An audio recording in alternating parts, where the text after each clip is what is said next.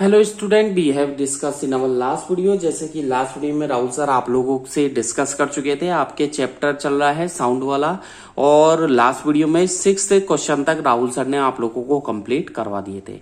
आज की इस वीडियो में राहुल सर लेके चलते हैं आपको क्वेश्चन नंबर 7 पर। तो क्वेश्चन नंबर 7 हालांकि आप लोगों ने नोट कर रखा अपनी कॉपी में, ठीक है।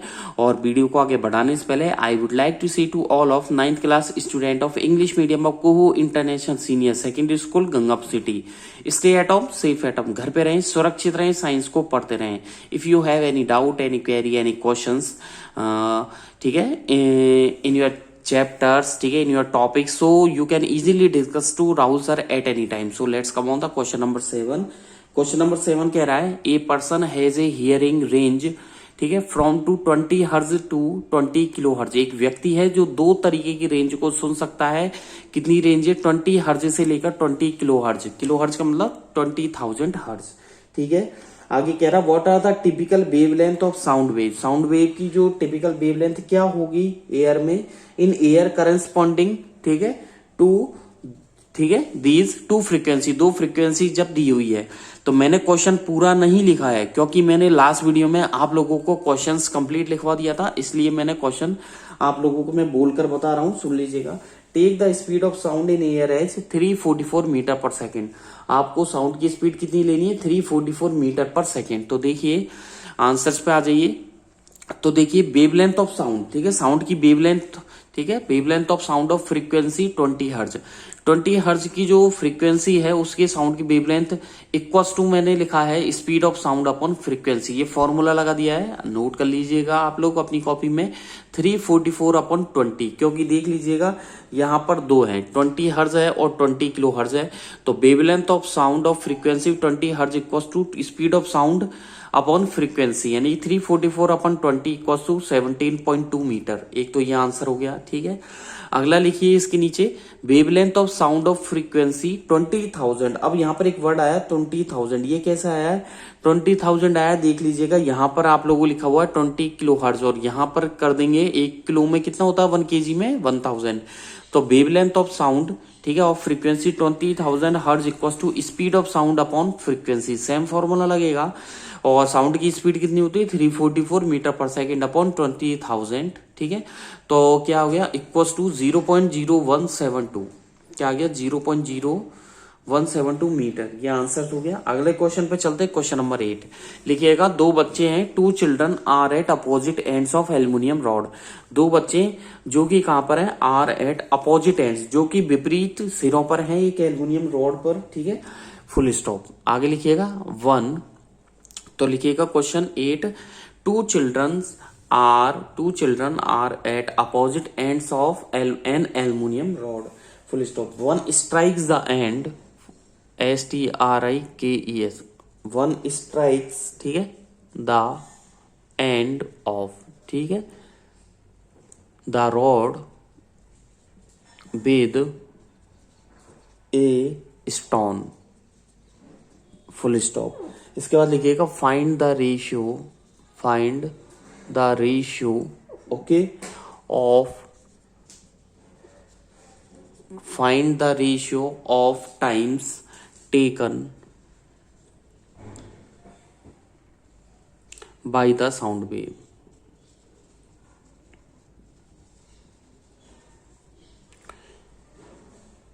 इन air and in aluminium to reach the second child। Question कह रहा भैया, बहुत अच्छा क्वेश्चन है कि दो बच्चे हैं, देख लीजिएगा, वो एल्युमिनियम रॉड के अपोजिट एंड पर खड़े हैं, full stop. One strike the end of rod, rod के एक सिरे पर क्या स्ट्राइक करता है? पत्थर with a stone, full stop. आगे लिखिएगा find ratio of time, time जो टाइम लिया गया है, टाइम टेकन, उसका रेशियो निकालना है by sound wave in air and in aluminium to reach the second side, कि दूसरे बच्चे तक, ठीक है, स्टोन की आवाज को पहुंचने में एयर में और एल्युमिनियम रॉड तक दूसरे बच्चे तक पहुंचने में कितना टाइम लगा। तो देखिए भैया आंसर में लिखिए जो टाइम टेकन है, फॉर्मूला लगेगा टाइम टेकन, ठीक है, by sound, to travel in aluminium, ठीक है, upon time taken by sound in air equals to, ठीक है, यहां पर लिखिएगा स्पीड ऑफ, अगला फॉर्मूला लिखिएगा speed of sound in air upon speed of sound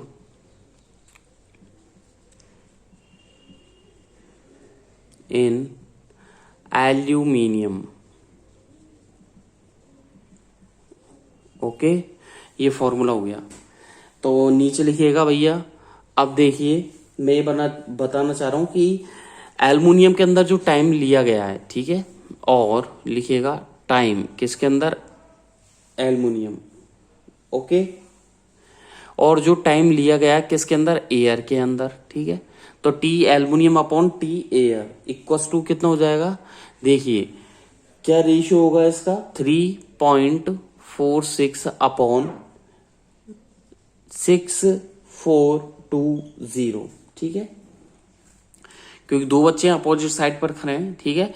3.46, ये आपको क्या याद रखनी पड़ेगी, एयर की साउंड, ठीक है, एयर जो साउंड की स्पीड है एयर में, ठीक है, साउंड की स्पीड जो एयर में होती है वो इतनी होती है, अपॉन एल्युमिनियम में इतनी होती है, ठीक है। तो नीचे लिख दीजिएगा और टी एल्युमिनियम, यानी कि टाइम जो लगा है एल्युमिनियम में, और ठीक है टाइम जो लगा है किसमें, एयर में, इक्वल्स टू क्या लिख सकते हैं हम लोग, 346 रेशियो, ठीक है, क्या हो जाएगा 6420 इक्वल्स टू कितना, इसको काट पीट लीजिए, इसको सॉल्व करोगे आप लोग तो कितना हो जाएगा 1 रेशियो, ठीक है, 1 रेशियो 18.55, ये इसका आंसर है, क्या हो गया 1 रेशियो 18.55। अगले क्वेश्चन पे चलते हैं भैया। अगला क्वेश्चन कह रहा है, देख लीजिएगा, मैं इसको रफ कर देता हूं।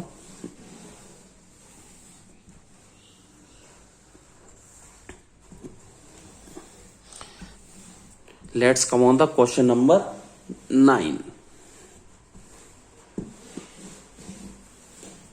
क्वेश्चन नंबर 9 कह रहा है question number 9, the frequency FREQUENCY, the frequency of a source of sound, क्या लिखा, the frequency of a source of sound as कितनी है, 100 हर्ज, ठीक है, यानी कि साउंड के सोर्स की जो फ्रीक्वेंसी है वो कितनी है, 100 हर्ज है। How many times, full stop लगा के लिखे, हाउ मेनी टाइम्स, ठीक है, फुल स्टॉप लगा लिखे, how many times does it, how many times does it vibrate in A, VIBRAT, vibrate in a minute, MINUTE, ठीक है, यानी कि हाउ मेनी टाइम्स, कितने टाइम्स ये वाइब्रेट होती है, ठीक है, 1 मिनट में, ठीक है। तो क्वेश्चन कह रहा है आप लोगों के,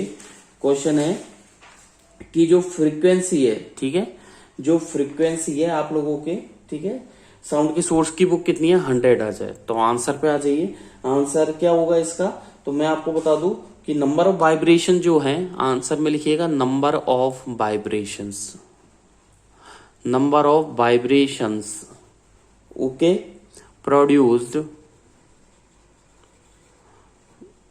इन, ठीक है, number of vibrations produced in 1 second, 1 second में कितने हो रहे हैं, 100, ठीक है।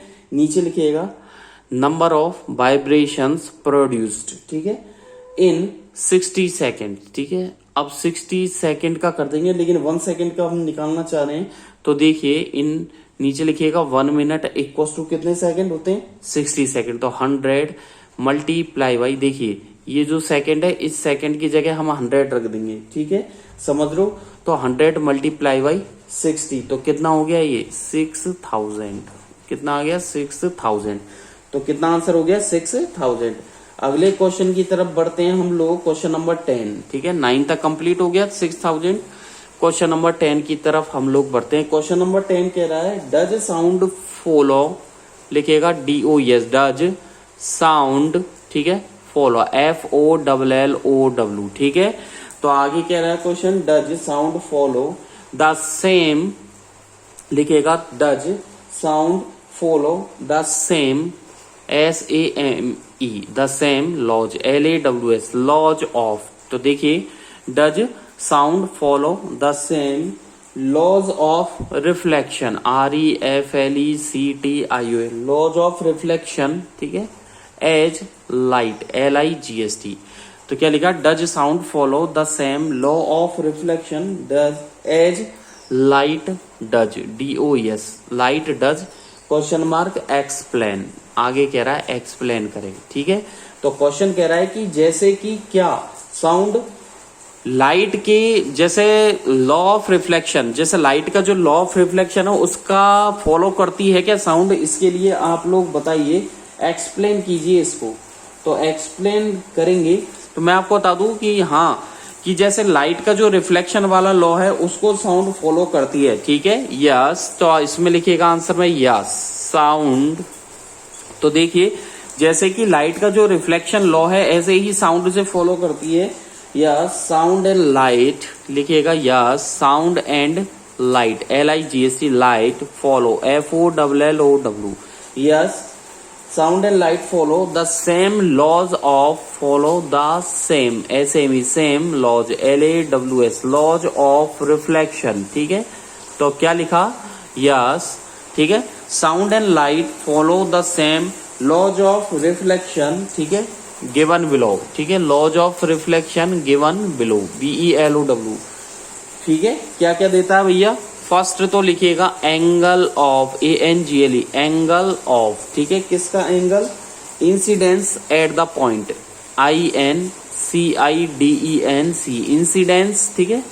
तो देखिए angle of incidence at the point, आगे लिखिएगा एट द पॉइंट ऑफ, ठीक है, इंसिडेंस, INCIDENC, इक्वल्स टू क्या हो जाएगा, angle, ANGLE, angle of reflection, ठीक है, equals to angle of reflection. और आगे देखिएगा बी पॉइंट लिखिएगा, तो फर्स्ट पॉइंट लिखा angle, ANGLE, angle of incidence at the point of incidence equals to angle of reflection. और आगे लिखिएगा b point, at the point of incidence, at the point of incidence, क्या लिखा, at the point of incidence, comma, comma लगा, लिखिए comma लगा करके आगे लिखिएगा the incident, INCIDENT, the incident, ठीक है, साउंड वेव। एक तो क्या हो गई भैया, पॉइंट ऑफ इंसिडेंस, ठीक है, एक तो हो गया पॉइंट ऑफ इंसिडेंस, कॉमा लगा लिखिए the incident sound wave, comma लगा करके लिखिए द नॉर्मल, ठीक है, NORMAL, द नॉर्मल एंड, ठीक है, the reflected and, the reflected, REFLECTED, reflected sound wave, reflected sound wave, okay, and the reflected sound wave, ठीक है, lies, LI, lie in the same plane. आपने दो law पढ़े ही होंगे, ठीक है। फर्स्ट तो है angle of incidence at the point of angle, यानी कि point of incidence equals to angle of reflection. और सेकंड लिखिएगा at the point of incidence, comma the incident sound wave, comma the normal and the reflected sound wave lie in same plane, ठीक है। अगले question पे आ जाओ, question number 14, question number 14, 11, question number 11 क्या कह रहा है, when a sound is reflected, question number 11 लिखिएगा, ये आंसर कंप्लीट हुआ आपके। क्वेश्चन नंबर 11 आ जाइए, व्हेन ए साउंड इज, लिखते जाइए, मैं बोल रहा हूं, when a sound, SOUND, sound, ठीक है, is reflected, REFLECTED, when a sound is reflected from a distance, from a distant, DISTANT, from a distant object, ठीक है।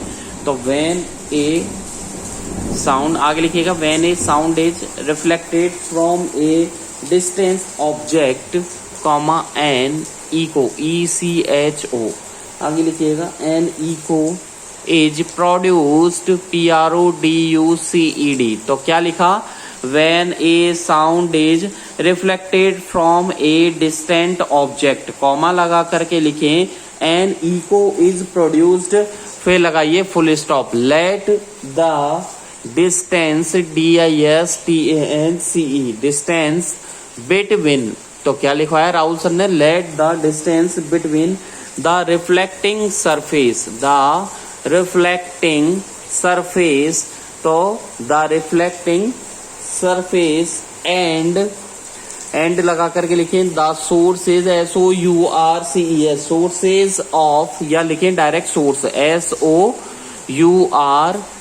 SOURC सोर्स ऑफ साउंड, क्या लिखे source of sound, production PRODUCTION production, remain REMAIN remain the same के बाद full stop लगा करके लिखें do you, full stop लगा करके लिखें do you hear hear, do you hear echo, full stop लगा करके लिखें do you hear echo sound on a, do you hear echo sound on a, ठीक है, हॉटर डे HOTTERDAY। तो question कह रहा है, बहुत अच्छा क्वेश्चन है, क्वेश्चन ही कहना चाह रहा है कि जब एक साउंड रिफ्लेक्ट होती है, when a sound is reflected from a distant object, जब एक दूरी वाले ऑब्जेक्ट से, कोई ऑब्जेक्ट है जो दूरी पर रखी है, वहां से साउंड क्या होती है, वहां से साउंड क्या होती है, रिफ्लेक्ट होती है, तो कॉमा लगा करके लिखा है an echo is produced full stop, let the distance, जो रिफ्लेक्टिंग सरफेस है उस रिफ्लेक्टिंग सरफेस और